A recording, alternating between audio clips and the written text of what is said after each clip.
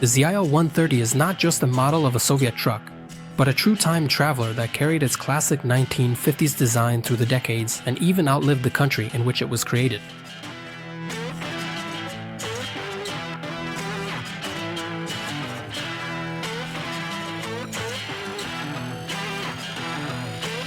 Today, these two-wheeled grandpas of the Soviet auto industry are still moving along the roads of former post-Soviet countries, carrying useful cargo on their backs. Now, they're not as efficient as they used to be, but about 40 years ago, it was almost impossible to imagine the roads without these hooded trucks with their easily recognizable radiator grills, which, like little white clouds, stood out against the sky blue cabs. They worked in all sorts of industries, hauling bricks, crops from the fields, firewood, and cement. Special chassis versions of these trucks served as fire engines, fuel tankers, cranes, and municipal service vehicles. Why did this truck become so widespread? What innovative technical features were used for the first time among all mass-produced Soviet trucks on the ZIL-130? And why did these vehicles get such an unusual, bright paint job, which led to the 130s being called the requiem of post-Stalinism? So keep watching. Up next is only the most interesting information about one of the most legendary trucks of the Soviet auto industry. And don't forget to share your thoughts about the ZIL-130 in the comments. And it would also be interesting to know if you also consider this vehicle to be just a copy of one of the American trucks from the 50s. Well, let's start our story in the spring of 1953, when, after a long, cold, and gloomy winter, the long-awaited thaw finally arrived. This thaw was not a meteorological, but a political phenomenon, and it began after the death of Stalin, who for more than a quarter of a century had kept the entire country in a tight grip of terror and repression. At the 20th Congress of the Communist Party, which took place in 1956, the new leadership of the USSR publicly condemned Stalin's policies. In official Soviet historiography, this period became known as the de-Stalinization began. Stalin's name began to disappear from public spaces, cities, streets, and factories were being renamed. For example, the Stalin Automobile Plant, ZIS, was given a new name, the Likhachov Automobile Plant, ZIL. The sarcophagus containing the body of the Father of Nations was removed from the mausoleum, where it had lain next to Vladimir Lenin for more than 3 years. There was also a liberalization of public life. Millions of people who had been unlawfully convicted in labor camps were granted amnesty. Attempts were also made to reform the economy. A program for the mass construction of prefabricated apartment buildings was introduced. This wave of enthusiasm also reached the automotive industry. The leading Soviet car factories tried to make a rapid technological breakthrough in their work and to give the country new cars that would meet the latest global trends. Moreover, with the warming of foreign relations with the West, new opportunities opened up. Many Soviet designers from leading car factories went to the United States for internships, or, as it's fashionable to say, to exchange experiences. And very soon, what they saw at American car factories came in handy. The main truck of that period was the 4-ton ZIL-164, which was actually just a modernization of the famous but already deeply outdated ZIS-150, whose design was based on trucks from the 1930s. So there was nothing left to do but to start developing new trucks. The Ministry of Automotive Industry of the USSR entrusted this important mission to the Likhachov plant. In the technical assignment approved by the government on August 29, 1956, and sent to the plant in Moscow, it was stated that there was an urgent need to develop a new 2-axle ZIL-130 truck with rear-wheel drive for transporting cargo on roads of all categories as quickly as possible. The head of the project to build the future truck was Anatoly Mavrikovich Kryder, the chief designer of ZIL for trucks, who had considerable experience in design, gained during his work at the Gorky automobile plant. He was also among those designers who had undergone internships at automobile factories in the United States. That's why it's no surprise that the ZIL-130 received a design that was unusual for Soviet vehicles: a short, wide hood, stamped U-shaped fenders, and an end section covered by a stamped front panel with an original radiator grille pattern. And the real highlight of the design was the new all-metal 3-seat cab, equipped with a single panoramic windshield. For Soviet drivers, the new ZIL-130, compared to the cramped, long-hooded Stalin-era trucks, seemed like some kind of extraterrestrial technology. Drivers may have thought these trucks were alien, But you and I know well that these vehicles were built in a style typical of the American auto industry of the 50s. The curved windshield of the ZIL-130 was borrowed from the American Dodge C-Series truck, and the overall design of the first prototype cabs resembles the Ford F-Series trucks. A distinctive V-shaped radiator grille. It's impossible to say directly that the ZIL-130 is a copy of any particular American truck. It was more of a composite image of American automotive design from the 50s.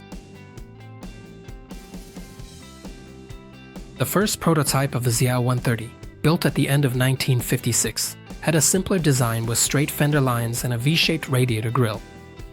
Under the hood of this vehicle was a V-shaped 6-cylinder gasoline engine with a displacement of 5.2 liters and a power output of 135 horsepower. In the second ZIL prototype, built in 1957, you could already see the body lines of the production vehicles, with a two-tone cab and more sculpted stamped fenders. However, the car's unusual look was given by the U-shaped radiator grille. The second prototype received a new power unit, a straight-six gasoline engine with a displacement of 5.5 liters and an output of 140 horsepower. But later, when the new technical requirements called for the ZIL-130's payload capacity to increase to 4.5 tons, this engine was abandoned. To the engineers, this power unit seemed too weak. Instead, they chose a V-shaped 8-cylinder engine with a 6-liter displacement and 150 horsepower. This was a detuned version of the engine used in the executive class ZIL-111. In production trucks, these power units were paired with 5-speed manual transmissions. The ZIL-130 was an innovative vehicle for the Soviet automotive industry, being the first to feature power steering, a synchronized gearbox, a new design of universal joints for the drive shaft, a 3-seat cab, a windshield washer, and a preheater for the engine. At the end of the 50s, prototype ZIL-130s were undergoing factory tests. Work on finalizing the truck's design was also ongoing. The hardest part for the designers was deciding on the shape of the radiator grille, which changed its design several times before the early 60s. In 1962, the first 5 trucks that were built were delivered to the Yaroslavl tire plant, where, in the following year, 1963, they underwent road tests together with several dozen pre-production vehicles. After that, the assembly production process was refined on these trucks, and the design and technical flaws identified during the tests were eliminated. In Yaroslavl, the final styling of the truck was finally established. Mass serial production of the vehicle began at the ZIL plant in October 1964. A similar delay in launching serial production, which lasted almost 6 years, was due to the reconstruction and modernization of the Likhachov plant, which began in 1959 and was completed a few years later. The upgrade of production facilities was carried out specifically for the ZIL-130, the production of which required new machines, various dies, and assembly lines. What truly made the ZIL-130 innovative was its all-metal 3-seat cab, equipped with a curved panoramic windshield. Good sound and thermal insulation, a quality heater, and ventilation created quite decent conditions for spending long periods behind the wheel. Overall, the entire design of the vehicle was done in a typical style of the 50s, with large, rounded shapes. Compared to the second-generation ZILs with their long hoods and cramped cabs, the 130 model was truly a luxury class truck. According to the designer's idea, the two-tone paint job, blue for the cab and hood, and white for the front panel, was meant to create a positive impression and evoke pleasant associations. The 130th ZILs, done in light colors, stood out noticeably against the backdrop of the gloomy trucks of that time. All these bold design choices were shaped by the wave of emotional uplift during the Khrushchev thaw. The vehicle's maximum speed is 100 kilometers per hour. The truck consumed 32 liters of fuel per 100 kilometers. In addition to the basic flatbed truck, the ZIL-130 was produced in a wide variety of modifications: semi-trailer tractors, construction and agricultural dump trucks, long wheelbase and extra long wheelbase versions, and platform trucks that could operate with a trailer. There was also a ZIL-138 modification, which ran on liquefied gas. In addition, a large number of superstructures and special equipment were installed on the ZIL-130 chassis, including vans, mobile workshops, tanks for fuel, water, and milk, refrigerators, cranes, tow trucks, aviation fuel tankers, and other specialized vehicles. Perhaps the most well-known special vehicles were the fire trucks, which were mounted on the ZIL-130 chassis and equipped with a double cab. For many decades, this type of equipment formed the backbone of most fire departments in the USSR. In the mid-70s, the three-axle modification ZIL-133 went into mass production, with its payload capacity increased to 8 tons. Due to excessive fuel consumption, which could reach 50 liters per 100 kilometers, this truck did not become widely used. A more successful modification was the ZIL-133GY, which was equipped with a V-shaped 8-cylinder KAMAZ 740 diesel engine. In order to fit the new power unit into the engine compartment, the designers had to lengthen the hood and change the shape of the radiator grille, which received a simpler design in the form of 3 horizontal slots separated in the middle by a vertical rib. Because of its unusually long hood, this modification earned the nickname Crocodile. During its production run, the ZIL-130 truck underwent 3 significant upgrades. In 1966, the truck's payload capacity increased to 5 tons. The service life before the first major overhaul was also extended. Now it was 200,000 kilometers. In 1977, by reinforcing certain components and parts, the truck's payload capacity was increased to 6 tons.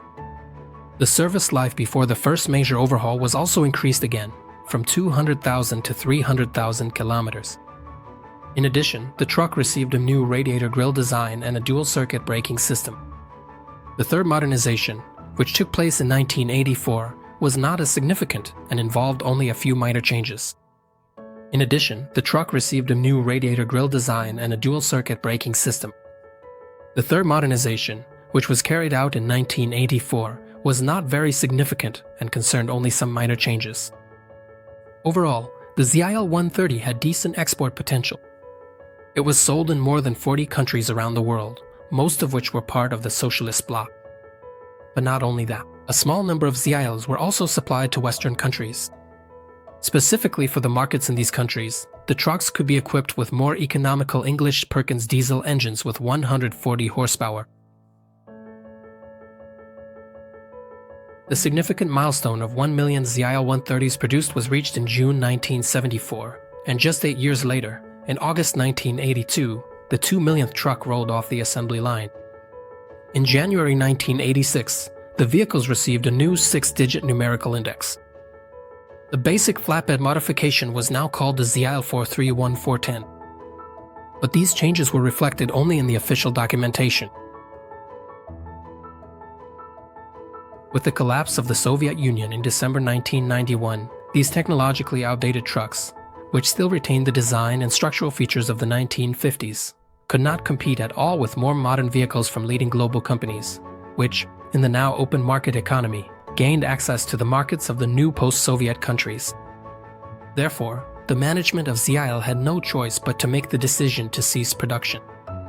The last ZIL-130 rolled off the assembly line at the Moscow plant on December 30th, 1994, finally making way for the 4th generation of trucks, the diesel ZIL-4331, whose mass production had already started back in 1987. But this event was not the final chapter in the fate of the legendary Soviet truck. Production continued at ZIL's subsidiary, the Ural Automotive Plant, where, in most cases equipped with the cab from the military's ZIL-131, it was produced in small batches until 2010. In total, over 40 years, 3,383,312 vehicles rolled off the assembly lines of the Likhachov plant and the Chertinsk assembly plant, where the 130 began to be assembled in 1975. Thus, the ZIL-130 became one of the most mass-produced Soviet trucks. Today, you can still occasionally spot this living classic on the roads of post-Soviet countries, as if frozen in time, preserving its unchanged 1950s design for a long 46 years.